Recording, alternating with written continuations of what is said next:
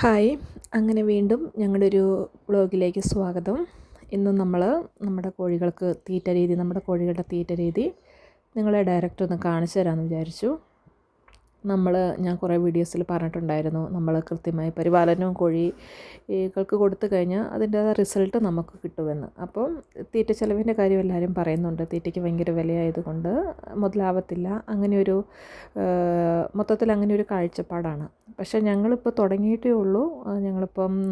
ഞങ്ങളുടെ കോഴികൾ മുട്ടയിടാൻ തുടങ്ങിയിട്ട് ഒരു 5-6 മാസമായിട്ടുള്ളൂ. അന്ന് തൊട്ട് ഇന്ന് വരെ ഞങ്ങളെ സംബന്ധിച്ച് മുട്ടയുടെ എണ്ണം കുറയുകയോ 1-2 കുറയുകയോ അല്ലാതെ, പക്ഷേ 1-2 ഒരു ദിവസം കുറഞ്ഞാലും അടുത്ത ദിവസം അത് കൂടുകയും ചെയ്യും.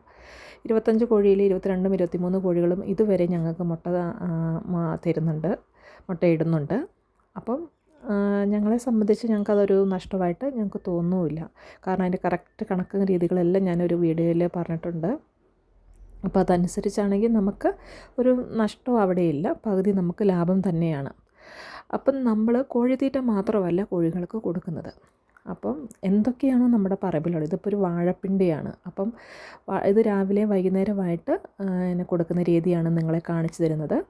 ഈ വാഴപ്പിണ്ടി നല്ലോണം അരിഞ്ഞ് അതിൻ്റെ കൂടെ തന്നെ അതുപോലെ തന്നെ ചീരയില്ലേ, നമ്മുടെ പറമ്പിലെ ചീര, അത് ചീര മാത്രം ആവണമെന്നില്ല, പുല്ലാവട്ടെ എന്ത് ഇലവർഗ്ഗമാവട്ടെ, ഇവൻ കപ്പയില പോലും ഞങ്ങൾ കൊടുത്തിട്ടുണ്ട്.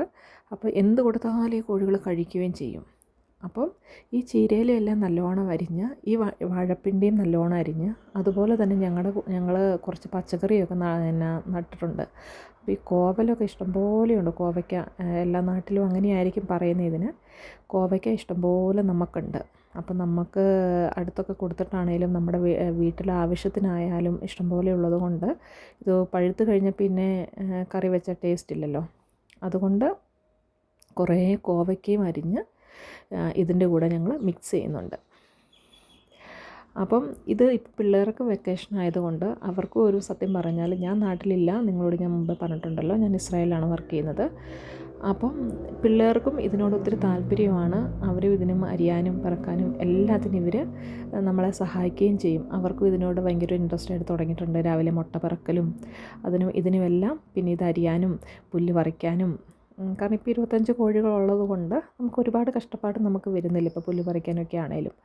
അപ്പം നിങ്ങളോട് ഞാൻ സൂചിപ്പിച്ച പോലെ ഞങ്ങൾക്ക് ഇനിയും കോഴികളെ ഇറക്കണം. നമുക്കിത് നഷ്ടമല്ലാത്തതുകൊണ്ട് നമുക്കിത് പതുക്കെ മുന്നോട്ട് കോഴികളുടെ എണ്ണം വർദ്ധിപ്പിച്ച് വരണം എന്നാണ് ഞങ്ങളുടെ ആഗ്രഹം. കാരണം നമ്മൾ വലിയ കൂട്, അതനുസരിച്ചാണ് ഒരു 10-200 കോഴീനെ വളർത്താൻ പറ്റുന്നൊരു കൂടാണ് നമ്മൾ പണിതേക്കുന്നത്.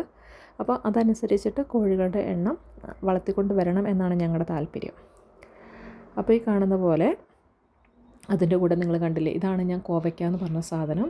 എല്ലാവർക്കും തന്നെ അറിയാം, എല്ലാ വീടുകളിലും മിക്ക വീടുകളിലും ഉള്ളൊരു സാധനമാണ്. കറി വെച്ചാലും നല്ല ടേസ്റ്റാണ്.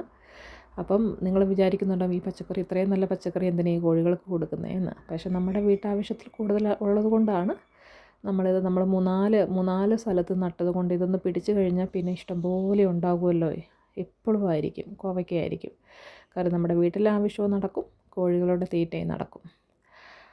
അപ്പോൾ നമ്മളിതെല്ലാം അരിഞ്ഞ് വലിയൊരു കൊട്ടയ്ക്കകത്ത്, ഇതാണ് അവരുടെ ഒരു അളവ്, രാവിലത്തെ ഒരു അളവ്. 25 കോഴികൾക്ക് ഞങ്ങൾ കൊടുക്കുന്നൊരു അളവെന്ന് പറയുന്നതാണ്. ഈ വാഴപ്പിണ്ടിയും കോവയ്ക്കയും ചീരയും എല്ലാം നമ്മൾ ഒരുമിച്ച് അരിഞ്ഞ് അതിൻ്റെ കൂടെ നമ്മൾ ഈ കോഴിത്തീറ്റയും കൂടെ മിക്സ് ചെയ്താണ് കൊടുക്കുന്നത്. കോഴിത്തീറ്റ മിക്സ് ചെയ്ത് കൊടുക്കുന്നു. പിന്നെ നിങ്ങളോടൊരു പ്രധാനപ്പെട്ട കാര്യം ഞാൻ പറഞ്ഞു തരാം.